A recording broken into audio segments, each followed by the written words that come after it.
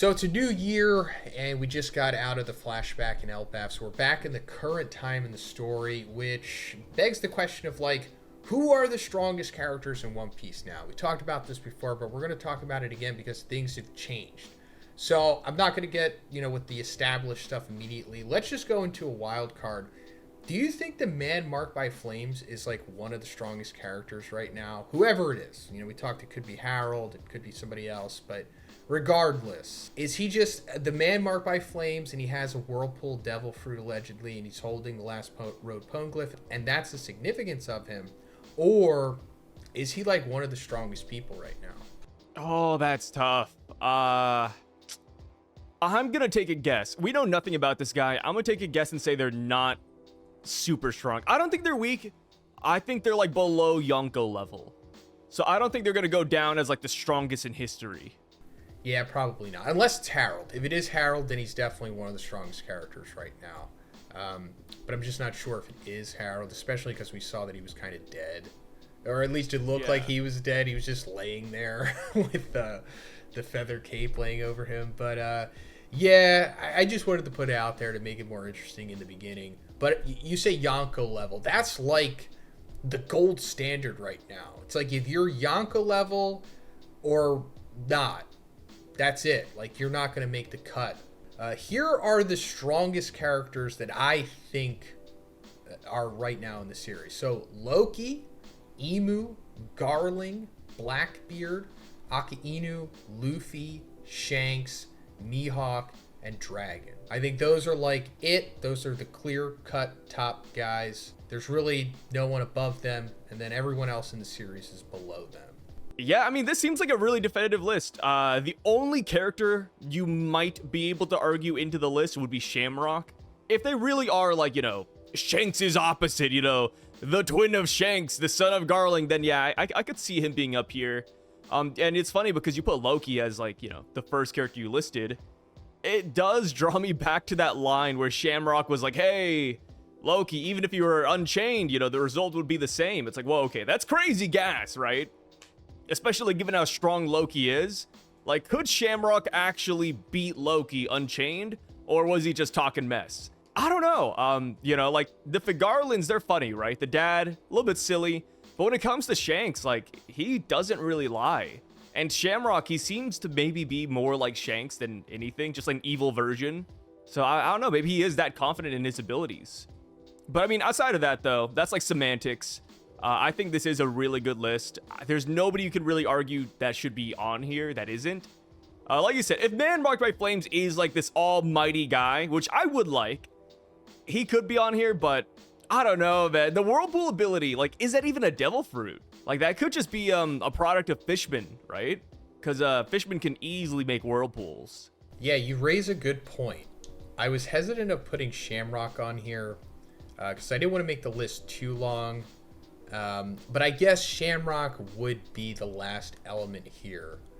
And I only say that because, like, yeah, he does have a pretty beastly fruit and in a sword, which is a great dynamic. And he did wreck Loki. I mean, Loki was chained up. It is what it is. And then he did say the thing about he would beat him. I mean, he's going to say that regardless. Like, Garling was pretty confident going against Rocks, and he got annihilated back in the day. That's why I'm even hesitant of putting Garling on here. Garling got beat down so bad by Rocks at God Valley that it's like, is he that much stronger now? I mean, I guess he has to be. He has to be stronger. We've talked about Garling before, like current day Gorosei Garling. So he has like the tier 3, like it's seemingly the strongest covenant that Emu can give you. So he's definitely has that buff going on to him, and he's older. Characters get stronger when they're older in this series.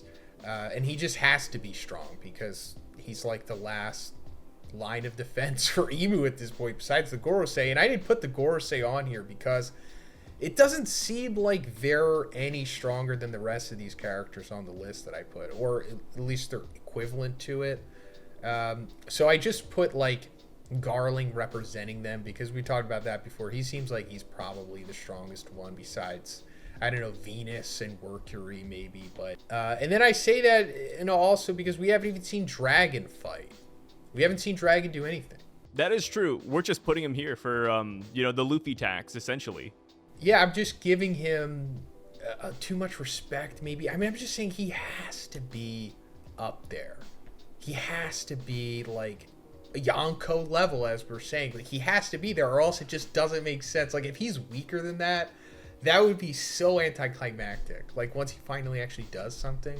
I hope he's up here, man. Like, I could also see a reality where he's not that strong, but I just feel like that'd be disappointing, right? Because, I mean, look at the people he's surrounded by. He's not exactly surrounded by, Zoros and Sanjis and Lokis and, all these tough subordinates. I mean, dude, he's walking around with this egg person. He's got a cow man, a girl with a robot arm. Like, they don't look impressive, right? We haven't seen them fight, sure. The revolutionaries are built up to just be one of the people, right? So if you're telling me, like, oh, they have power in numbers, Dragon, or he's not strong because he's powerful, he's strong because he has everybody behind him. It's like, okay, that fits thematically with the revs, but it's not cool, you know what I mean? Like, and then typically in anime, MC dads, they're always, like, super broken. So I hope Dragon is that guy. But you're right, like, we're just kind of putting him up here, like, really quickly. I mean, I've seen other YouTubers for years list him as, like, one of the top 3 strongest, if not the strongest, like, established YouTubers. And I was always like, I mean, yeah, he could be, but now that we're at this point in the story, I just don't think he is, like, the strongest. I don't even think he's, like, top 5, to be honest. I mean, he's probably up there to be able to fight against the Kaidos and guys like that. But I don't think he's, like, strong enough to, like, defeat somebody like Luffy. Because I think Luffy is, like, one of the absolute strongest characters in the series right now. Yes, he, like, wasn't, like, beasting the Gorosei, but he was doing enough. And as soon as he figures out, like, the trick to overcoming the Covenant powers, I think he can just I think he can just beast the Gorosei right now. Like, he doesn't even need to, like, do quote-unquote training. Like, Scopper is just like, hey, Luffy, all you gotta do is just this instead of what you've been doing. It's like, oh, that's all? Boom, okay. And then I think that would be enough. Like, he's already as strong as he needs to be to take down essentially everyone, I think, aside from Emu. But Emu's gonna need some trick to taking them down anyway. Yeah, no, I agree. Like, even at Egghead, right? Yeah, Luffy didn't beat the Gorosei, but the whole mission wasn't to beat them anyways. Like, there was essentially a timer on that fight, and the timer right now, Luffy couldn't beat him because they were regenerating, and that is what it is. But if we stayed there, if Luffy genuinely stayed there and had to fight the Gorosei and beat them, I think he could. Maybe not, like, every single one, like, at once, right? Like, 5v1, no way.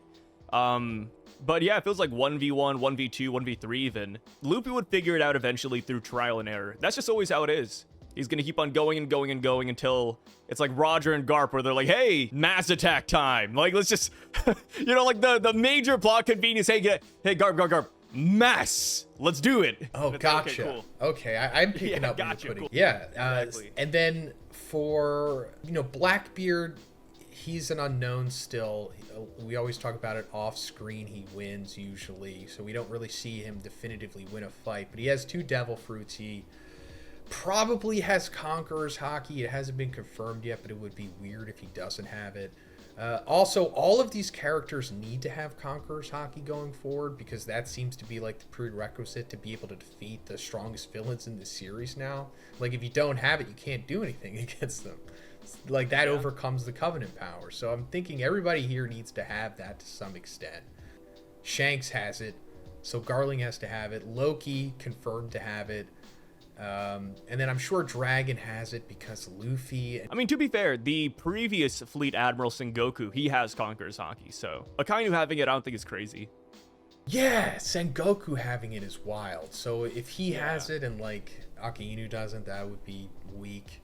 Mihawk is Mihawk. He's gonna keep, like, as the power scale rises, so will he. It will always be, like, congruent. Like, his power will keep matching as strong as the series comes, because he's the strongest swordsman in the world. He's going to be Zoro's final opponent, probably. He's Shanks' rival. He's always going to be up there. And also, the Cross Guild is relying on him. Like, he is the Yeah. Cross Guild. So He's their main force. exactly, he is the Yonko of the Cross Guild. So he is why they're a Yonko. We've already talked about this before. If he really wanted to be the leader or the Yonko instead of Buggy, he could easily just take that title, but he doesn't really care about it. He also has a freaking Yonko bounty. So Mihawk is Mihawk. Emu is Emu. We don't really need to talk about Emu. It's the strongest. It has whatever kind of devil powers that they have. And Loki, we already made a video about Loki like 2 weeks ago. 2 devil fruits, the legendary devil fruit of Elbaf, the devil fruit in Ragnir, Conqueror's Haki, like we said, unbelievable. I didn't have Loki on the list before, but now I do, now that we know more about him. And he's a freaking Agent Giant. He's incredibly big. And then I guess Shanks. Shanks is, aside from Emu, the strongest character in the series, I think, still to this day. So incredibly powerful, especially because they defeated Loki. Somehow, with one arm, some way. defeated Loki, just using Conqueror's Haki, I guess. I mean, we don't really know much else about Shanks. Maybe they have a devil fruit in their sword. That remains to be seen. But just, man, Shanks, the strongest character. And I don't really see anyone on this list besides Emu defeating them. We haven't really seen anyone show anything that means that they can defeat them. Like, Shanks has the best feats of current day characters, I think. Like, one-shotting Kid like that, coming off of beating Big Mom and Wano. I feel so bad for Kid. It feels like he lost to the plot, you know? He lost to hype Shanks up. That really is what it feels like, but it's fine. It's a worthy sacrifice, I guess. But when it comes to Shanks, like, you're right. I can't really see him losing to a lot of people. The only person I could see Shanks really, like, bending the knee to is maybe his brother. But it depends, like, how strong Oda wants to make him. Because, I mean, that seems like an Oda thing or, like, a One Piece thing, right? Oh, twin versus twin. Ah, man, they're evenly matched. And then Shanks doesn't want to kill him. Shamrock doesn't want to kill him. And it's, like, this weird battle. And maybe that's why Shamrock exists, so that Shanks has someone to fight. Because otherwise he would just steamroll all of the big major players in the series. So he has to fight against somebody allegedly equivalent in his power that can just stalemate him like Shamrock could. But yeah, let me know in the comments, guys, what you guys think are the strongest characters in the series. Did we miss somebody? Did we not elaborate enough? Did we not hype somebody up enough? Let us know. And check out Sai's channel. I have the link in the description. As always, have a great day, guys. See you in the next one.